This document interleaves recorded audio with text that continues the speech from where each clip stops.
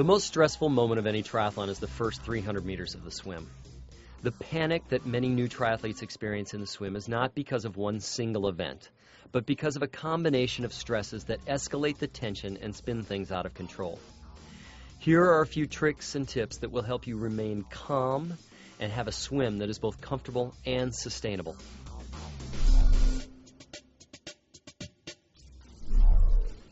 Most of us race early in the morning and swim in water that is chilly. This is why, from the moment you wake up, you should overdress.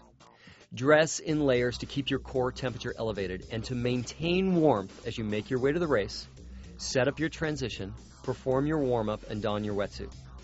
Going into a race very warm will ready your body to perform sooner than going into it feeling cold, and you'll be less likely to be affected by the chilly water temperature.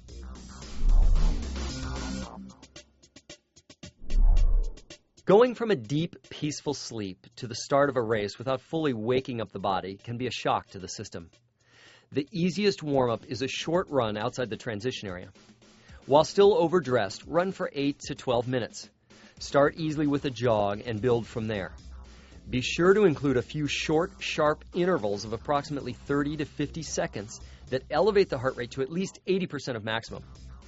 Jog in between those intervals so that the body becomes fully awake without being fatigued.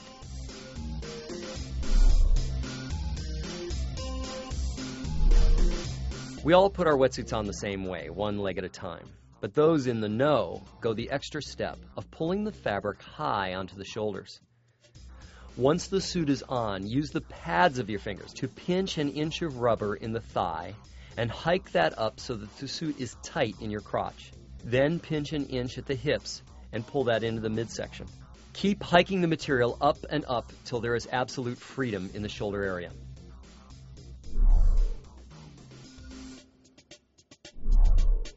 The best thing to do before your race begins is to get into the water.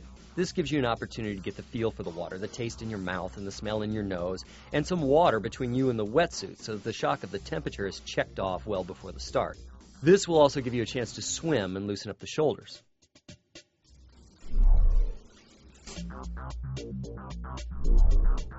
In some races, there's no opportunity to get in the water before the start. In this circumstance, activate the chest and shoulders with easy push-ups from your knees, arm swings that cross the body, large arm circles, and then arm motions that mimic the swim stroke.